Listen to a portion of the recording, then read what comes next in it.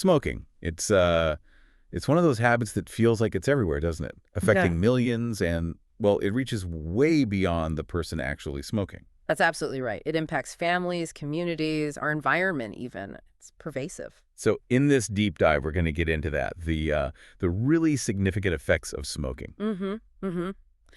We'll look at the big health picture, but also some specific challenges, like for people already undergoing medical treatment. And crucially, we'll talk about ways to quit, the pathways forward. Yeah, and we've got a couple interesting sources to guide us. First, there's a research abstract, and this one focuses on chronic smokers who are getting treatment for tuberculosis. That's anti-tubercular therapy, or ATT. Right. And second, we have a pretty detailed blog post called Clearing the Air. It really lays out the whole spectrum of negative effects, health, family, environment, but then it also gives some solid strategies for quitting. Okay, so our mission then is to unpack all of this, understand these layers of consequences, but also, importantly, highlight that positive change is possible with the right kind of support for quitting. Definitely. Let's start with the big picture, maybe. The impact on the chronic smoker themselves. The blog post is pretty stark here. It calls smoking a leading cause of preventable death. Preventable, that's the key word. And the WHO numbers, what was it, over 8 million deaths globally each year. Yeah, 8 million. It's a massive number when you think about it being preventable. And health issues are so varied. It's not just the lungs, though, obviously, that's huge. Right. Respiratory diseases are front and center. Lung cancer, of course, but also COPD, chronic obstructive pulmonary disease. That covers things like emphysema, chronic bronchitis. Which basically means damage to the airways, the little air sacs, alveoli. And that damage, it's irreversible, right? Loss of function. Exactly. Irreversible loss of lung function. But like you said, it doesn't stop there. Cardiovascular problems are a major issue too, according to the blog. Things like heart disease, stroke. Yeah, and peripheral artery disease. Basically, your blood vessels get narrower, plaque builds up, blood flow gets restricted. It affects the whole body. And the cancer risk isn't just lungs either. Throat, mouth, esophagus, bladder, even pancreatic cancer. Plus, it hits your immune system. It does, weakens it. So smokers are, more susceptible to infections, pneumonia, influenza, and they tend to take longer to recover. And then there are the sort of outward signs, too. Accelerated aging, like wrinkles showing up earlier, tooth loss, even taste and smell can diminish. It affects quality of life in many ways. There were a couple of stats that really jumped out at me from the sources. The CDC one. A smoker's life expectancy is about 10 years shorter. 10 years shorter on average. That's a really sobering statistic. A whole decade. But then there's a counterpoint from the NIH, which actually offers some hope. A lot of hope, I think. Quitting before age 40 reduces that excess risk of dying early by something like 90%. 90%. That's incredible. It really shows that quitting makes a difference, a huge difference, and it's never really too late, but sooner is definitely better. Absolutely. The body has this amazing capacity to heal if you give it the chance. Okay, so that's the impact on the smoker. But the harm spreads outwards, doesn't it? The blog talks about the ripple effect on families. Oh, definitely. Secondhand smoke, SHS, is a huge danger zone. The blog mentions it contains, 7,000 chemicals? 7,000, wow. Yeah, and get this, 70 of them are known carcinogens, just from breathing the air around a smoker. So even if you don't smoke yourself, if your spouse does, the blog said a 30% higher lung cancer risk. Exactly. And for kids, it's just awful. More respiratory infections, worse asthma, and even a higher risk of SIDs, sudden infant death syndrome, for babies exposed to it. That's heartbreaking. And then there's the other stuff, the emotional side, the anxiety, the grief watching someone struggle. For sure, the strain on relationships and the financial burden is real too. Medical bills, maybe lost wages from being sick, plus just the cost of cigarettes themselves. The blog estimated over $2,200 a year for a pack-a-day habit. Over $2,000. You think about what else that money could do for a family. Right. And sadly, it often becomes a cycle. Children of smokers are, I think the blog said, 3 times more likely to start smoking themselves. Passing it down through generations. Wow. Okay, so individual health, family impact, and then there's the environment. This part from the blog was genuinely shocking to me. Yeah, the environmental toll is something we probably don't talk about enough. The litter aspect, for instance. You mean the cigarette butts? Exactly. 4.5 trillion of them every year. Trillion. Tossed out into ecosystems. And those filters, they're not harmless fluff. They're cellulose acetate, basically a plastic, non-biodegradable. And they leach toxins like what? Arsenic, lead, nicotine. right into the soil and water. It's toxic waste on a massive scale. And that's just the waste part? What about making the stuff? Huge impact there, too. Deforestation is a big one. Around 600 million trees cut down every year just for tobacco farming and curing the leaves. 600 million trees. And the carbon footprint. Also massive. The blog estimates tobacco production puts out about 84 million tons of CO2 equivalent. They compared it to 17 million cars driving for a year.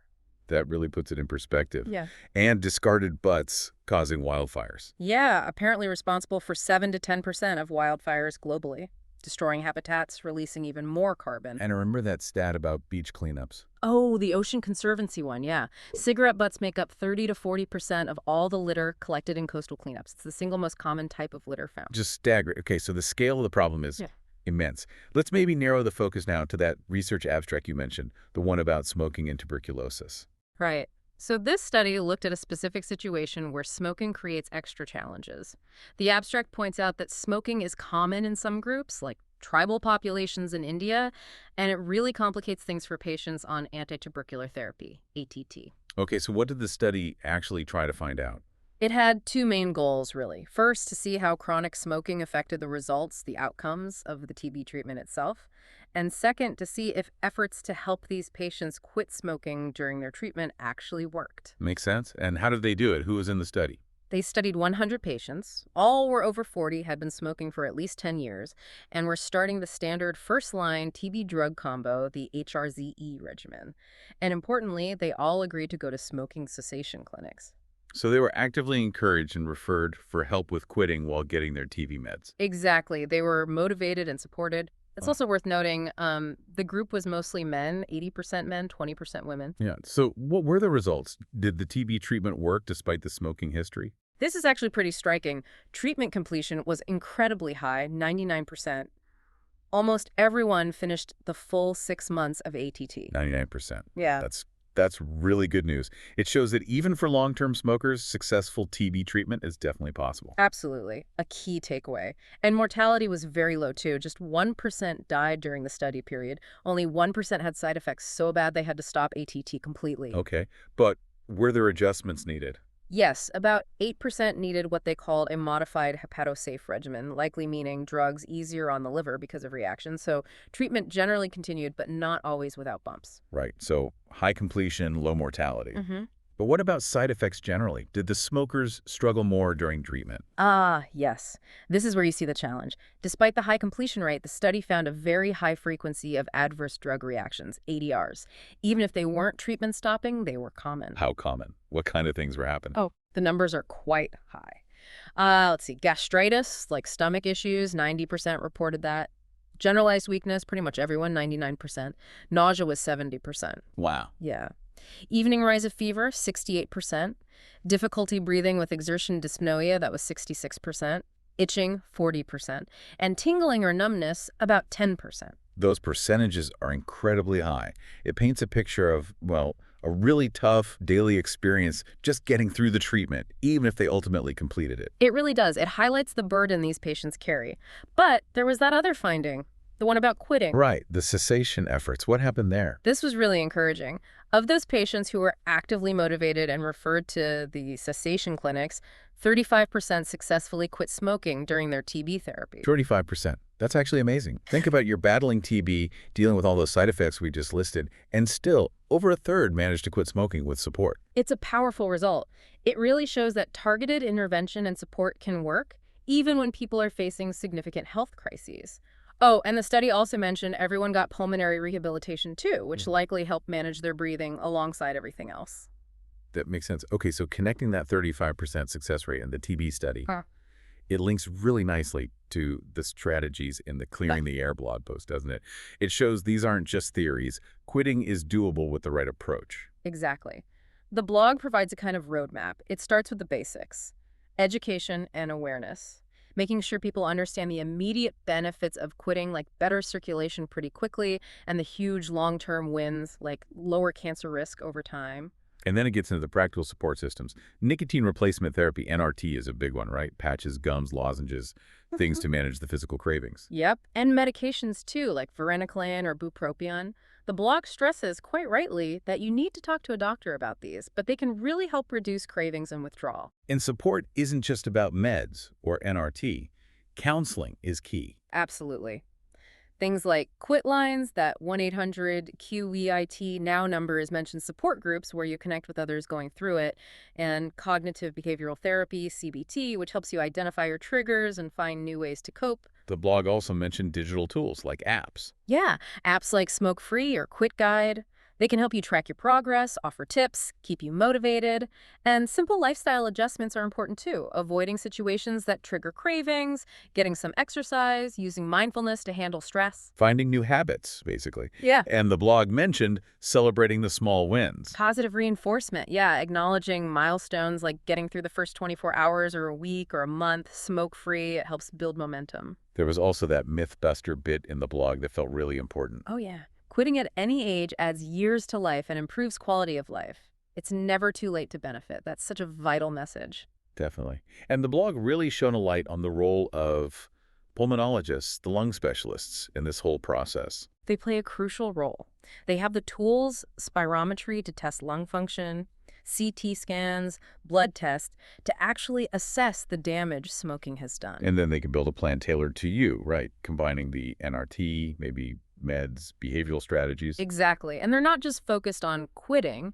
They're also managing the conditions smoking might have already caused, like COPD or even lung cancer, while still encouraging cessation. It's integrated care. And they provide that long-term follow-up, which just seems critical for stopping relapse and just tracking how your lungs are recovering. There was that quote in the blog from Dr. Emily Carter, I think. A pulmonologist doesn't just treat lungs, they empower patients to reclaim their breath. I like that. Reclaim their breath. It captures the essence of it. Yeah. Okay, so wrapping this all up, we've seen the truly massive costs of smoking. Personal health, family well-being, the environment, it hits hard on all fronts. Yeah. Right. And we saw in that specific TD study how smoking complicates other health battles, leading to, well, a lot more side effects during treatment, even when the treatment itself is ultimately successful. But, and this is the hopeful part, that same study showed treatment can be very successful. 99% completion is remarkable. Right. And crucially, with dedicated support, a significant number of people, 35% in that study, can quit, even under really tough circumstances. It demonstrates the power of support and intervention. Quitting is hard, no doubt, but it's achievable. So it leaves you with a final thought, really. We know quitting drastically improves personal health. We know it benefits families and the planet. And we have evidence, like from that study, that providing support for quitting works, even in complex medical situations. So the question to ponder is, what could it really mean for global health if we made that kind of comprehensive, accessible quitting support truly widespread? What could that future look like? That's definitely something worth thinking about.